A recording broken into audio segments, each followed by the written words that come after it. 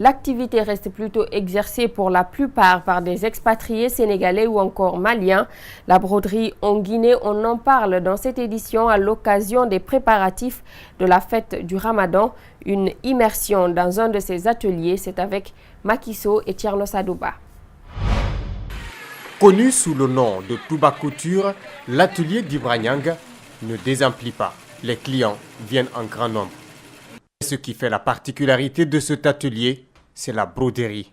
Ils nous font de bons habits, de bonnes coutures, de taille haute, et de choses satisfaisantes. Parce que moi, quand ils font mes habits, quand je m'habille, les gens apprécient très bien. On me demande qui a fait mes habits. Il fait pour moi, il fait pour mon mari, il fait pour mes habits. Pour toutes mes copines aussi, c'est Ibrahim Niang qui fait nos habits. Sur perlage, des tissus, de bassins, des robes, tout. Donc nous, on est satisfaits. Au moins une vingtaine d'ouvriers sont derrière les machines en train de coudre. Chaque design de broderie correspond à un tissu. La machine que je suis en train de coudre s'appelle A3. C'est une machine A3, c'est une couture très rare. Bon, ce que je fais là, c'est des sortes de motifs donc qu'on peut former après. Bon, si tu veux, après tu peux le couper pour mettre dans les manches, soit le cou, soit la pagne. Ça peut être pagne travaillée. Bon, ça peut être aussi dans une robe. Ça, c'est genre des motifs de tampons. Ça va dans les robes. On met aussi dans les tailles basses aussi, taille membres, différents modèles. Hein. Il y a beaucoup de gens. Ça peut faire aussi des boubous hommes, grands boubous hommes. C'est ça qui le fait, quoi. Pour le PDG de Touba Couture, nombreux sont ces jeunes Guinéens qui ont déjà fini leur formation au sein de cet atelier.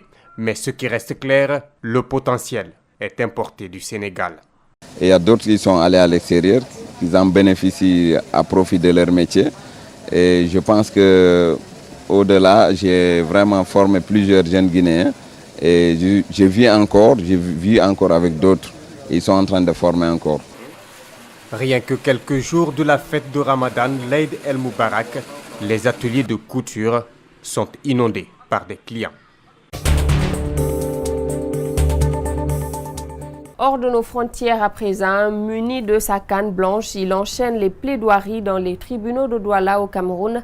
Janvier Alfred Ngalé, devenu aveugle à l'âge de 3 ans, est le premier avocat non-voyant du Cameroun. Il s'est donné pour mission de faire respecter les droits des personnes handicapées. Suivez. Janvier a perdu la vue à l'âge de 3 ans. Aujourd'hui, il en a 37 et il est fraîchement diplômé de la faculté de droit de Douala. Un diplôme qui lui a ouvert les portes des tribunaux du Cameroun. Janvier fait désormais partie de l'ordre des avocats du pays. J'ai eu la volonté de devenir avocat, alors ça a été pour moi une passion jusqu'aujourd'hui. Et j'ai été aveugle depuis l'âge de 3 ans. Mais mon handicap n'a pas été pour moi une fatalité. Comme tous les matins, Janvier prend la route du palais de justice. Équipé d'une canne blanche et d'un ordinateur, il se faufile aisément dans les rues embouteillées, malgré le manque d'équipement pour les personnes handicapées. Pour Janvier, sa vocation d'avocat n'a qu'un seul but, aider les personnes en situation de handicap.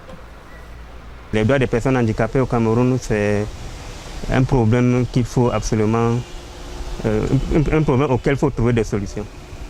Donc j'estime qu'en devenant avocat, je pourrais être à l'avant-garde pour la défense des droits des personnes vulnérables, précisément les personnes handicapées. Lors des plaidoiries, la cécité de Janvier ne lui permet pas toujours d'assurer une défense aussi efficace qu'il le souhaiterait, car il ne peut étudier rapidement de nouveaux documents remis à la dernière minute en séance. Mais avec son maître de stage, ils ont trouvé une parade, connaître les textes de loi quasiment par cœur. Il est très utile pour notre cabinet parce que cette façon de pouvoir maîtriser les textes est très importante. Même le nouveau code pénal, lorsque vous parlez d'un article sur l'adultère, sur la demande excessive de la dot, il va vous expliquer ça de manière claire et précise. Premier avocat aveugle du Cameroun, Janvier espère susciter des vocations parmi les non-voyants.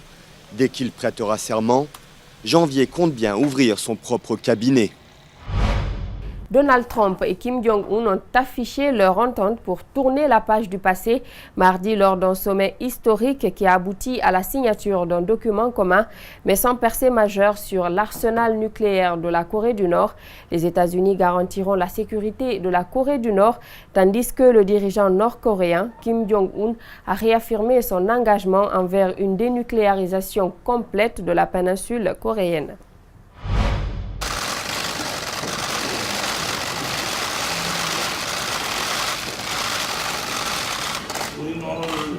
역사적인 이 만남에서 지난 과거를 보고 새로운 출발을 알리는 역사적인 일에 공헌을 하게 됩니다.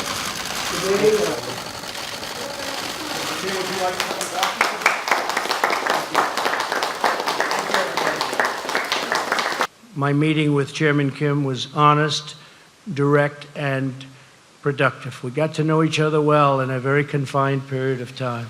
We're prepared to start a new history, and we're ready to write a new chapter between our nations. À l'Assemblée nationale française, le Premier ministre Édouard Philippe assure que son pays est prêt à aider l'Espagne pour accueillir des migrants après le refus de l'Italie et de Malte. C'est finalement l'Espagne qui va accueillir les 629 migrants secourus par l'Aquarius en Méditerranée. L'Espagne a indiqué qu'elle était prête à accueillir ce bateau. Nous en sommes heureux.